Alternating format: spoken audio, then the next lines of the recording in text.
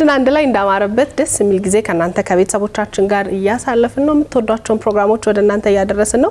ዛሬ እዚህ ስቱዲዮአችን እንግዶች ይዘን መተናል። በቅርቡ ሰኔ 14 የተመረቀ በአይነቱ ልዩ የሆነ አትጥሪኝ የተሰኘ አዲስ ቲያትር አለ። የቲያትሩን ተዋናዮች ስለ ቲያትሩ ትንሽ ነገር እንዲነግሩን ጋብዘናቸዋል። እንኳን ደህና መጣችሁ። ብዙ ሰዎች ያው ሲያዩአችሁ በደንብ ያቋቸዋል ብዬ አስባለሁ። አብርሃም ቀናው ባለፈው በቤት ያፈራው ፕሮግራማችንም ተገናኝተን ነበረ። እንግዲህ በቲያትር ፊልም በማዘጋጀት በመድረስ በመተወን በማሰልጠን ረዘም ላሉ አመታት የሀገራችን የኪነ ጥበብ ኢንዱስትሪ ላይ ትልቅ አሻራ ያሳረፈ ባለሙያ ነው።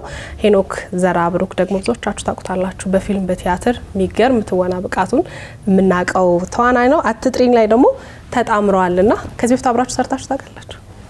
እኔ ቲቪ ላይ ነው ማቀው። አብርሽን በጣም ወዶ አክተር ነው። ያው በረቀት ነበር ማቀው፣ በዚህ ተገናኝተናል። አብርሽስ? እኔም ህመም ውስጥ በነበርኩ ሰዓት ቤት ቁጭ ብዬ ነበር ማው የነበረው። ደስ ይለኝ ነበር፣ ግን ተጠርቼ በግንባር ሳይው ደግሞ የበለጠ ደስ አለኝ። ስለዚህ የኔ መውደድ የሚበልጥ ይመስለኛል። እሱ ራሳችን ልባችን ነው የሚያውቀውና አንድ ሙያ ውስጥ ያሉ ሰዎች ሲከባበሩ ሲደናነቁ ማየት ደስ ይላል። ይሆነ ያ የምርኔ አብርሽ እንደምታዩት ነው። ሰዓት ማክበር ላይ ዲሲፕሊኑ፣ ከዛ አቅሙ፣ ችሎታው፣ ከዛ እርግጥ ያለ ነው። ስራው ላይም ፐርፌክት ነው። በዚህ አብርሽ ስለሰራው ደስተኛ ነኝ። አመሰግናለሁ አብርሽ። እንግዲህ ከዚህ ፊት አመሰግናለሁ። ደስ ይላል። አትጥሪኝ ቲያትር ካልተሳሳትኩ 3 ተዋናዮች ናቸው ያላችሁት አይደል? ብዙ ጊዜ ያው አሁን እንደውም ያንድ ሰው ሾው የተለምዷል እንጂ ቲያትር ሲባል በዛ ያሉ ተዋናዮችን መድረክ ላይ ማየት የተለመደ ነበርና 3 ሆኖ መተወን ምን አይነት ስሜት አለው? ያው ብዙ ሆናችሁም ተውናችሁ ስለምታውቁ። እንዳዘጋጅ እሱ ይቅደ።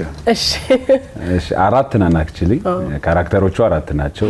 እዛ መድረክ ላይ ግን የምንጫወተው 3 ነን። ማጂክ ነው አይደል? አንዱ ደብል ካስት ነው ወይስ አንዱ? እዛው መድረክ ላይ 4 ነን ግን 3 የምናውቃቸው ሰዎች ነው ያሉት። አንዲት ሴት አለች፣ 2 ወንዶች ይኖራሉ። ግን እዛ መድረክ ላይ 4 ካራክተሮች ነው ያሉት። ምናብ ነው አንዱ ማለት ነው ወይስ? ኢትስ ሪል። አረ እውነት ነው አለ። ኦኬ። መንታ ካራክተር አለ። እሱን እንጫወታለን። ረዳት ዳይሬክተር ነኝ እኔ። አዘጋጁ ደግሞ ተስፋዬ ገብረ ማርያም ነው። ደራሲዋ ትርሲት በቀለ ትባላለች። ካሁን በፊት አንድ ፕሌይ ጽፋ ነበረ፣ ግጥምም አላት። እኔ ደግሞ ለመጀመሪያ ጊዜ ቲያትር ላይ በረዳት አዘጋጅነት ከታላቁ አዘጋጅ ተስፋዬ ገብረ ማርያም ጋር በመሆን እንግዲህ ትምህርቶችን ተምሬያለሁ። ፕሮዲዩሰር ነኝ። ከኔ ጋር ሰላም ረዳ የምትባል ስቴጅ ላይ ለመጀመሪያ ጊዜዋ ነው ስትወጣ። ከሷ ጋር ነው በጋራ ፕሮዲዩስ ያደረግነው። እሷም ትተውንበታለች፣ እኔም እተውናለሁ፣ አብርሽም ይተውናል። በጣም የህዝቡ አቀባበል ጥሩ ነበረ። ሰኔ 14 ስንሰራው በጣም ብዙዎቹ ደስተኞች ናቸው። ትራጂክ ኮሜዲ ቲያትር ነው። ሰው እንግዲህ ስሜቱንም እየተጋራ በጣም ዘና እያለም እየሳቀም የሚያየው ቲያትር ነው። በጣም ደስተኛ ነን። አቀባበሉ በጣም ጥሩ ነው።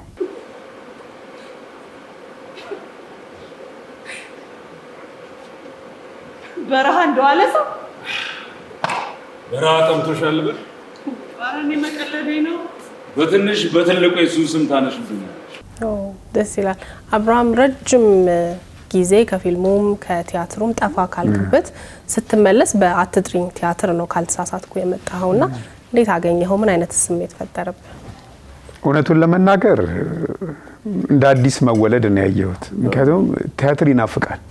የትም ስትሄጂ እንኳን ሲሰሩ እየሰማሽ እያየሽ እንኳን መንገድ ላይ እየተገናኘሽ ከአክተሮቹ ጋር እንዲሁ ቁጭ ስትይ የሰራሻቸውን ነገሮች እያሰብሽ የሚናፍቅ ነገር ነው።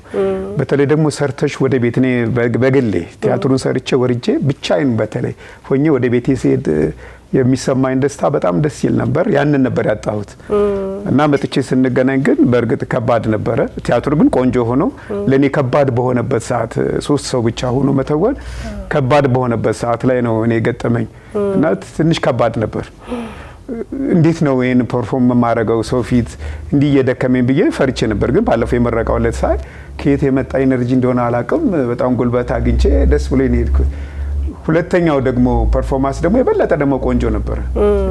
የመጀመሪያው ልክ እንደ ሬድ ስታር ሆኖ ሁለተኛው ግን ነርቨስ የሚያደርጉሽን ስሜቶች ምናምን ተቆጣጥረሽ ረጋ ብለሽ እንትኖችን እያሰብሽ የምትሰሪያቸው ስለነበረ ለሁላችንም ሁለተኛው ፐርፎርማንስ በጣም ቆንጆ ነበር።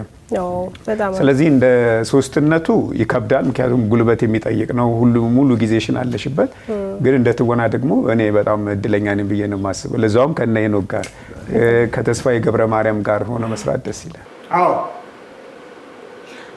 ራሱ ገሎት እኮ ነው። ስለምንድን ነው የምታወራው?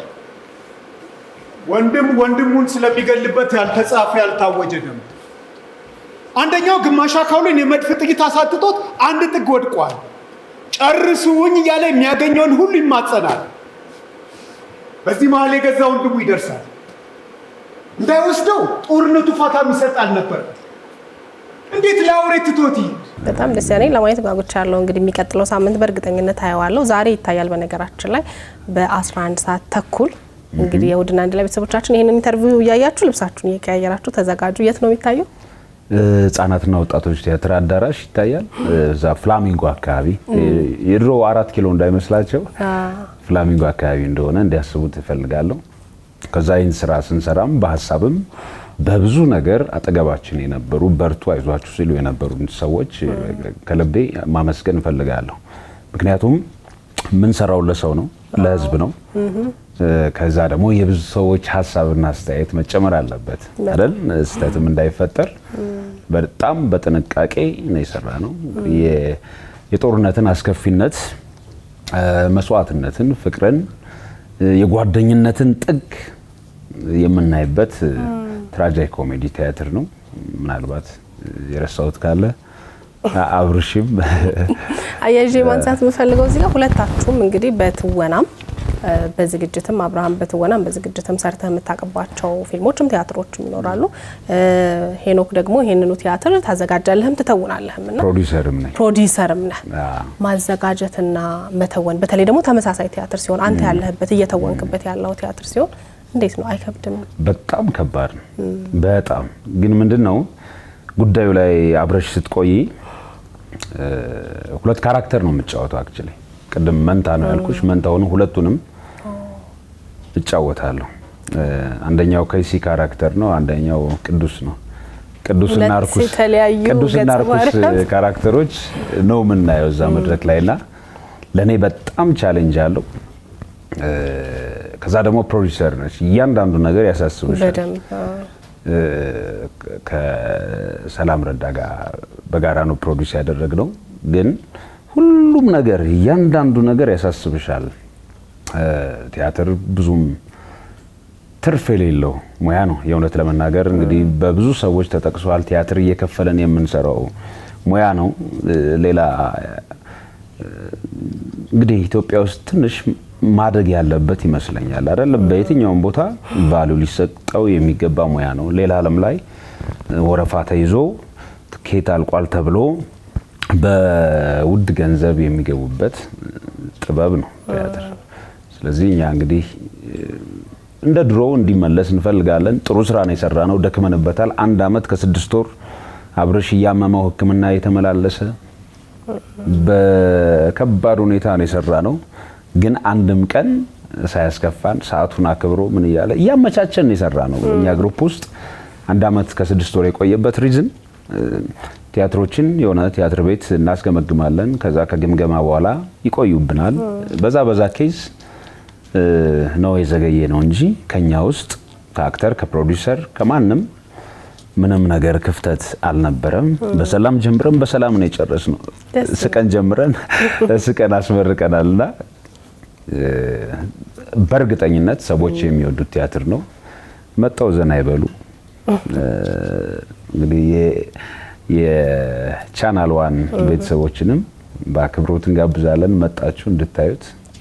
ተጋብዛችኋል ተጋብዘናል ያንቺ እንዳለ ነው ያው ማጣለ ስላል እኔ አንድ ቲያትር አንዴ ብቻ ማየት አልወድም መደጋገም ወዳለውና እንዳልሰለቻችሁ በየሳምንቱ ስታዩ ደስ ይለናል እንደውም አጥንተሽ ትተውኛለሽ እንደውም አንድ ተዋናይ ከቀረ እገባለሁ አንድ ትነች ያለችው እንግዲህ ወይ አንዳንድ ጊዜ ደብል ካስት ይባላል አይደል እናንተ እየተቀያየሩ የቃቂ ወርዶት ላይ ምናምን አስታውሳለሁኝና እንደዛም ካለ እድል እንዴ ምን ችግር አለው እኔ አሁን ሴት በሆነ ኖሮ ፈቅደልሽ ነበር ኮዲው አብርሽ ይሄንኑ ጥያቄ ነው ወደ አንተ ማመጣ የመጨረሻ ጥያቄ ነው የሚሆነውና አዘጋጅም ሆነ ስለምታውቅ መተወን ማዘጋጀት ብዙ ጊዜ ትወና ላይ የቆዩ ሰዎች በስተመጨረሻ ወደ ማዘጋጀቱ እንደሚሄዱ እናያለን ብዙ ጊዜና እንዴት ነው አይከብድም ወይ አዘጋጅም ሆነና ተዋናይ ሆነ በራሱ ዝግጅት አንዳንድ ጊዜ በትምህርት ይገኛል ብዙ ጊዜ ያለበለዚያ ደግሞ ተሰጥቶም ነው ሁለተኛ መመልከት ነው አንቺ እንደ ተዋናይ ዝም ብለሽ ተውነሽ የምትሄጂ ከሆነ ከዛ አታልፊ ስራሽ መተወን ብቻ ነው ግን ዳይሬክተሮች ፊት ለፊትሽ ቁጭ ብሎ ፕሌውን እንዴት እየተረጎሙት እንዳሉ ለፕሌው እንዴት ትርጉም እየሰጡት እንዳሉ ፕሌውን እንዴት እንቅስቃሴ እየፈጠሩለት እንዳለ እየተረዳሽ ስትመጪና ከብዙ አዘጋጆች ጋር ስትውይና ብዙ ቲያትሮችን ስትሰሪ አንቺም እየገባሽ ይመጣል ስለዚህ ለዛ ደራሲው ምን ማለት ነው የፈለገው ምን ሊያስተላልፍ ነው የፈለገው የሚለውን ትረጂና ለዛ ቢዝነስ ትሰጫዋለሽ ትርጉም ትሰጫዋለሽ የበለጠ ደግሞ ህይወት ትሰጫዋለሽ በቃ ያ ነው ይሄን ነገር ካወቅሽው በጣም ቀላል ነው የተወንሽ መስራት ትችያለሽ ያለበለዛም አዘጋጅ ትሆኛለሽ እኔ እንግዲህ በቅድም ለገለጽኩት በዙሪያ ያሉ ሰዎች በሙሉ በኔ ብቻ ሳይሆን በቲያትሩ ቲም በዌል አርት መልቲሚዲያ ስም የተዘጋጀ ቲያትር ነው በዌል አርት ስም በራሴም ስም በቡድኑም ስም አመሰግናለሁ ዛ ህጻናትና ወጣቶች ቲያትር አዳራሽ ስናሳይ ከመጀመሪያው ጀምሮ ምንም የቢሮክራሲ ጉዳይ ሳያበዛ በቀናነት የፈቀደልን ቤታችሁ ነው በማለት ቲያትር ቤቱን የፈቀደልንን አቶ ፍጹም ዘገየን ከልብ አመሰግናለሁ እሱና በስሩ ያሉ ሰዎች ሰራተኞች በሙሉ ቀናዎች ናቸው እስካሁን ድረስ እሱን ማመስገን ፈልጋለሁ በየትኛው አጋጣሚ ሁሉ ያገዙኝን ሄኖክ እንግዲህ በሐሳብም በማንኛውም ሁኔታ ያገዙኝ ሰዎች አሉ እነሱ ሁሌም ልቤ ላይ ይቀመጣሉ ቤተሰቦቼንም ከልቤ አመሰግናለሁ ምክንያቱም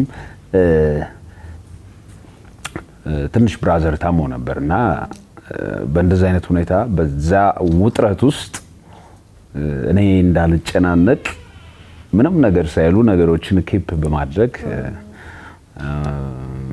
በጣም ትልቅ ውለታ ውለውልኛል በተለይ ታላቅ ወንድሜ ሳሚ አመሰግናለሁ ያው የረሳሁት ካለ እንግዲህ ሙሉት እግዚአብሔር ይጨመር አብርሃም ላንተ ምንድነው ልስጥ ማመሰግነው ቅድምም እንዳልኩት ሁለቱንም ነው የጥሩኝና መልሰው ወደ ሙያው እንድቀላቀል ያደረጉኝ ሶስቱም ናቸው ሶስቱ ካልተስማሙ አንዱ ብቻ ቢጠራሽ አይሳካምና ቀናነታቸውን አይቻለሁ እንደዛ ደካማ በሆንኩበት ሰዓት እንዲ ከሰውነት ወጥቼ እንደሆነ ከዚህ በኋላ ቲያትር ሰራለሁ እያልኩኝ በማስብበት ሰዓት ነው የጠሩኝና እየፈራው ነበር ማከላቸው የገባሁት ግን ይው ተሳክቶ አይቻለውና የነሱም ትግስት ነው ቅድም እንዳለው በለሶስት አይነት ህመም ጊዜ ደም ለመስጠት ምናምን እያልኩኝ ከንቱን ቀር ነበር ከልምምድ ላይና ታግሰውኛል ፊታቸውን አስከፍተው አያውቁም አረ ነገር አልመጣም ስላቸው ችግር የለውም የሚቀጥለው ላይ እንገናኛለን እያሉኝ ነው የጨረሱትና እነሱን በጣም ነው ማመሰግነው